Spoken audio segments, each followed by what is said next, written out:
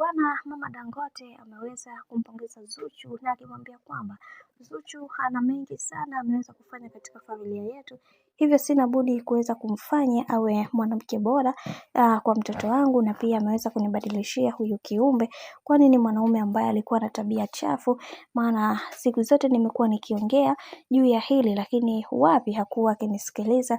Hili jambo binafsi natamani kuweza kuongea vingi, na wengi wao wakasema kwamba mimi binafsi nitahakikisha kila linaloendelea liweze kuwa sawa, kwa sababu watu wengi wanaamini kwenye kile ambacho wanachokiamini. Maana kuna kitu ambacho kinachoendelea katika maisha ya bibie, katika maisha ya bwana mkubwa ya bibie Zuhura, hivyo sina budi kuweza kuyazungumza haya yote, kwa sababu Zuchu ni mwanamke ambaye mara zote amekuwa akinibeza na kuniambia kwamba niachane mama na hizi drama ambazo zilizopo sasa hivi, kwa sababu yeye ni mtu ambaye anajielewa na kujitambua.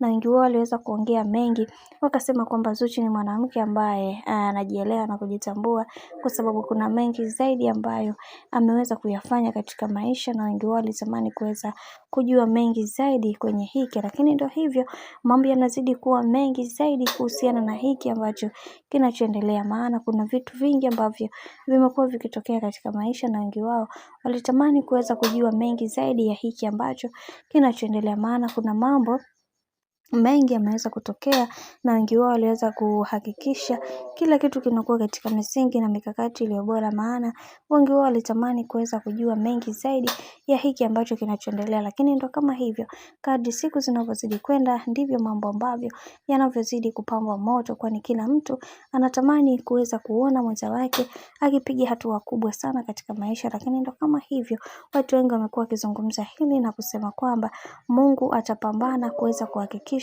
kila kitu kinakuwa katika misingi na mikakati iliyo bora. Maana tunaona kabisa bibi Zuchu ni moja kati ya mwanamke ambaye anapambana kuweza kuhakikisha kila kitu kinakwenda kuwa sawa, na wengi wao waliweza kulizungumza hili na kukili na kusema kwamba kiukweli kwa hiki, wacha tuone mwisho wake itakuwaje. Maana tunaamini hichi ndio kitu pekee ambacho tunachokiona kwa sasa. Watu wengi wamedai na kuzungumza mengi, wakisema kwamba haya yote yanasababishwa na watu wengi kuweza kuongea na kuzungumza kwamba mimi sina mapenzi ya dhati, lakini ninaamini kwenye hiki ambacho kinachoendelea Mungu atasimama upande wangu na kunihakikishia kila kitu kitakwenda kuwa sawa.